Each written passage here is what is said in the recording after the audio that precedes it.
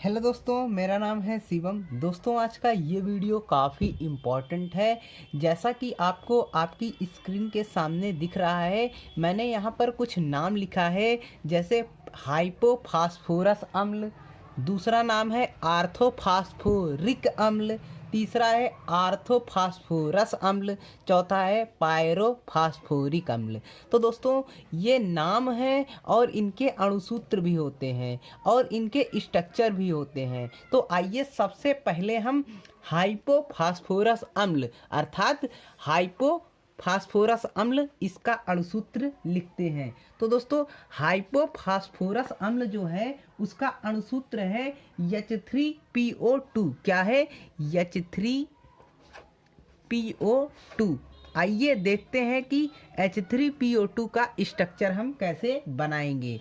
तो दोस्तों, सबसे पहले क्या करना है, आपको बीच में फास्फोरस लिखना है। तो मैं यहाँ पर बीच में फास्फोरस लिख देता हूँ। ओके, उसके बाद क्या करना है, आपको दो तरफ ओ लिखना है। एक तरफ इधर ओ लिखना है और एक तरफ इधर ओ लिखना है। ओके, उसके बाद आपको एच लिखना है। कैसे एच लिखना है? देखिए, एक एच इधर, एक एच इधर और एक एच इसके साथ में। अब इसके बाद क्या करना है, आपको बॉन्ड लगाना है। कैसे लगाना है? फास्फोरस और ऑक्सीजन के बीच डबल बॉन्ड हो गए, तो मैं डबल बॉन्ड लगा देता हूँ। फास्फोरस और हाइड्रोजन के बीच सिंगल बॉन्ड होंगे, फास्फोरस हाइड्रोजन के बीच सिंगल बॉन्ड होंगे, फास्फोरस और OH इसके बीच सिंगल बॉन्ड होंगे। तो दोस्तों, ये आपके सामने हाइपोफास्फोरस अम्ल अर्थात H3PO2 का संरचना और सूत्र बन जाता है। अब दोस्तों, हम चलते हैं अगले सूत्र की तरफ। अगला सूत्र है आर्थोफास्फोरिक अम्ल। आर्थोफास्फोरिक अम्ल। तो दोस्तों, आर्थोफास्फोरिक अम्ल का जो सूत्र होता है वो होता है H3PO4। क्या सूत्र होता है? H3PO4। अब इसका हम संरचना कैसे बनाएंगे? तो दोस्तों, कुछ नहीं करना है, आपको बीच में फास्फोरस लिखना है, तो बीच में हम फास्फोरस लिख देते हैं।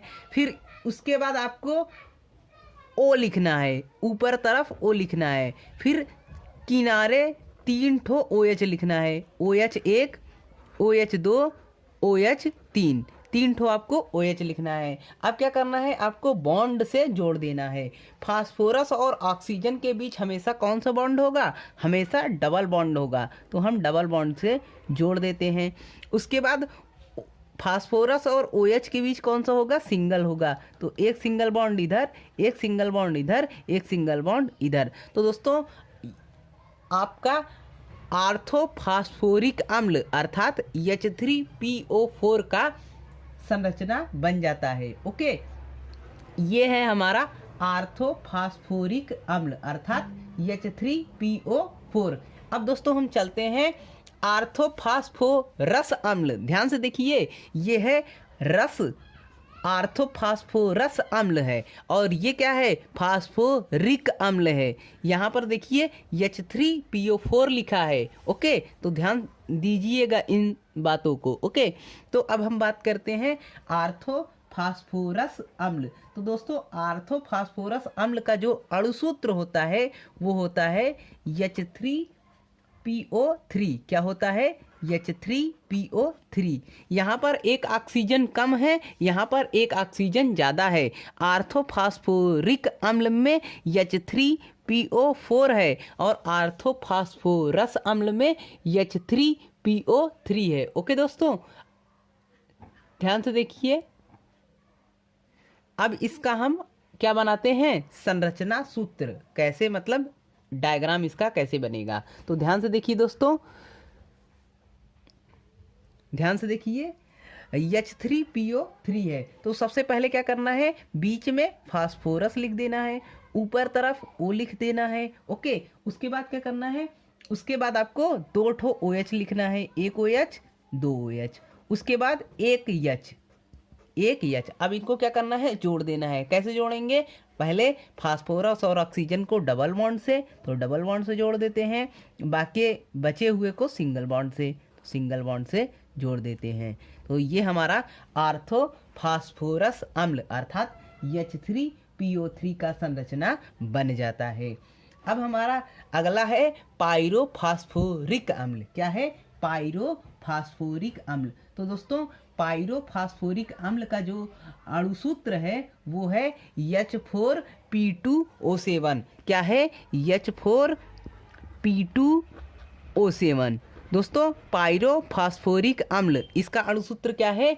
H4P2O7। पायरोफॉस्फोरिक अम्ल इसका अणुसूत्र क्या है? H4P2O7। मैं आपको 2-3 बार इसलिए बोल रहा हूं क्योंकि आपको नाम भी याद हो जाए और अणुसूत्र भी याद हो जाए।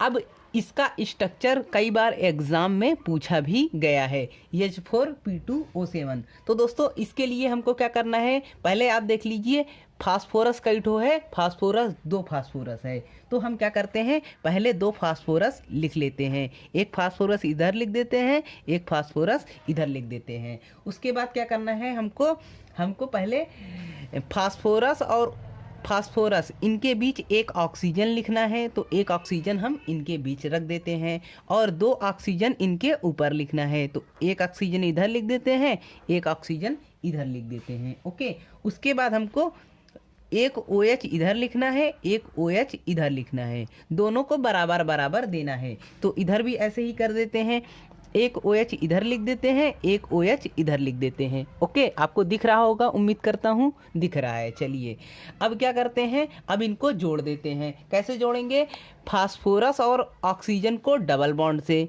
फास्फोरस और ऑक्सीजन को डबल बॉन्ड से, फास्फोरस और ऑक्सीजन को डबल बॉन्ड से। ध्यान दीजिएगा यहाँ पर फास्फोरस ऑक्सीजन को डबल बॉन्ड से मत जोड़िएगा। ओके, ध्यान दीजिए यहाँ पर फास्फोरस और ऑक्सीजन सिंगल बॉन्ड से जुड़ेंगे। किससे जुड़ेंगे, सिंगल बॉन्ड से। तो ये हो गया। अब क्या करना है, बचे हुए को जोड़ देना है। तो फास्फोरस और OH को जोड़ देते हैं, इसको इससे जोड़ देते हैं सिंगल बॉन्ड से, इसको इससे जोड़ देते हैं, इसको इससे जोड़ देते हैं। तो दोस्तों यहाँ पर हमारा ये जो पायरोफॉस्फोरिक अम्ल है अर्थात H4P2O7, H4P2O7 पायरोफॉस्फोरिक अम्ल, इसका संरचना सूत्र बन जाता है। अब दोस्तों हम चलते हैं अगले सूत्र की तरफ।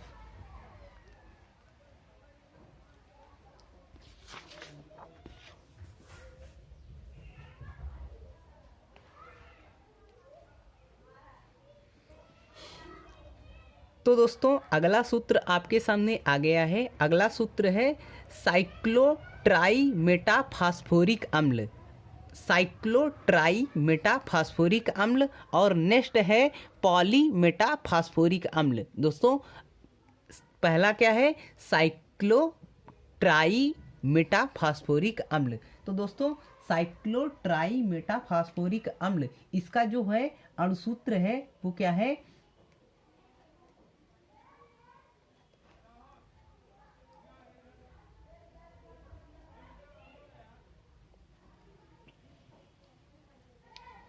तो दोस्तों अगला नाम आपके सामने आ जाता है। अगला नाम है, तो दोस्तों अगला अणुसूत्र आपके सामने आ गया है। अगला अणुसूत्र का नाम है साइक्लोट्राईमेटाफॉस्फोरिक अम्ल और है हमारा दूसरा है,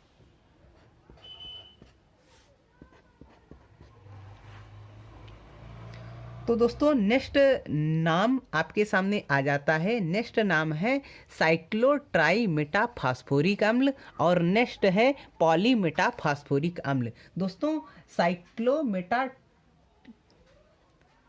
तो दोस्तों नेक्स्ट नेम आपके सामने आ जाता है। नेक्स्ट नेम है साइक्लोट्राईमेटाफॉस्फोरिक अम्ल और नेक्स्ट है पॉलीमेटाफॉस्फोरिक अम्ल। दोस्तों दोनों का जो है अणुसूत्र है वो समान है, दोनों का अणुसूत्र क्या है, समान है, लेकिन इनकी संरचना में भिन्नता होती है।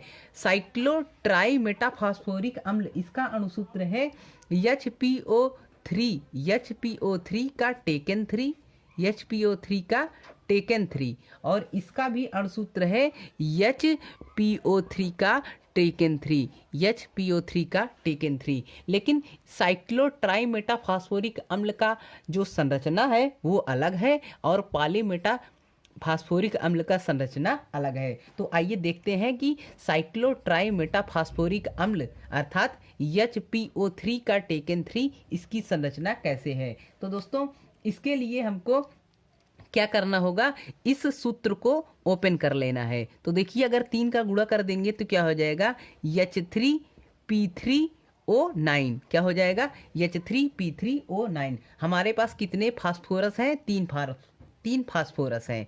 तो हम क्या करते हैं, तीनों फास्फोरस को, एक फास्फोरस इधर लिख देते हैं, एक इधर लिख देते हैं और एक इधर लिख देते हैं। ओके, उसके बाद क्या करना है, अब फास्फोरस के बीच में हमको ऑक्सीजन लिखना है। तो एक ऑक्सीजन इधर लिख देते हैं। ओके, एक ऑक्सीजन इधर लिख देते हैं, एक ऑक्सीजन इधर लिख देते हैं। ओके, और हमको अब फास्फोरस के ऊपर भी ऑक्सीजन लिखना है। तो एक ऑक्सीजन इधर लिख देते हैं, एक ऑक्सीजन इधर लिख देते हैं और एक ऑक्सीजन इधर लिख देते हैं।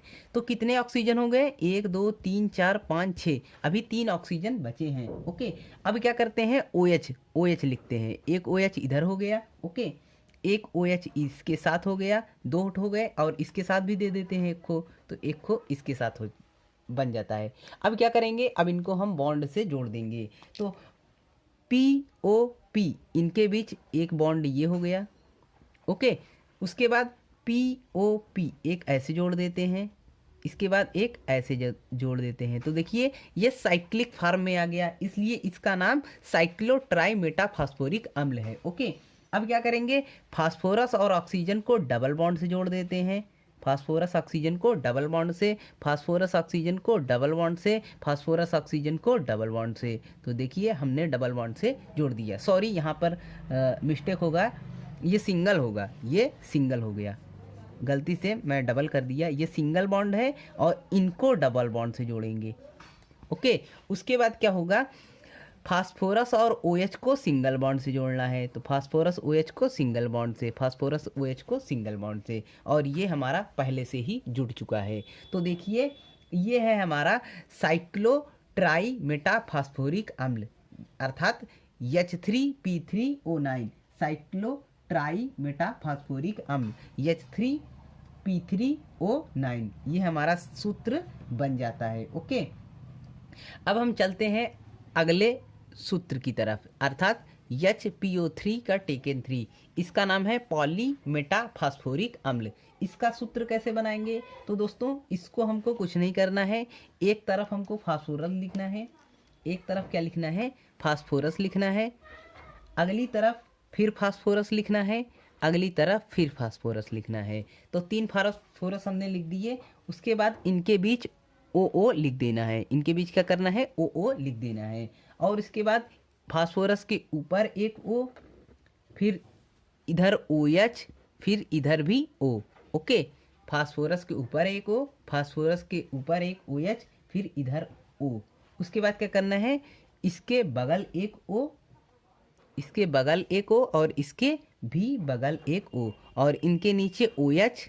ओके, इनके नीचे OH और इनके नीचे O और इनके नीचे भी OH। ध्यान से देखिए, फास्फोरस इसके ऊपर O, फिर इधर O, फिर P, फिर OH, फिर O, फिर P, फिर O, फिर O, ऐसे। अब पहले इनको जोड़ देते हैं, फिर आपको अच्छे से समझ में आ जाएगा। तो पहले फास्फोरस और ऑक्सीजन सिंगल बॉन्ड से जुड़ेंगे। देखिए सिंगल बॉन्ड से जुड़ेंगे, इनको सबको पहले जोड़ देते हैं। ओके, सिंगल बॉन्ड से जुड़ेंगे। उसके बाद फास्फोरस और ऑक्सीजन डबल बॉन्ड से, फास्फोरस ऑक्सीजन डबल बॉन्ड से, फास्फोरस और OH सिंगल बॉन्ड से, ये डबल बॉन्ड से। तो हमने इसको जोड़ दिया। अब उसके बाद क्या करना है, फास्फोरस और ऑक्सीजन इसको भी जोड़ देते हैं।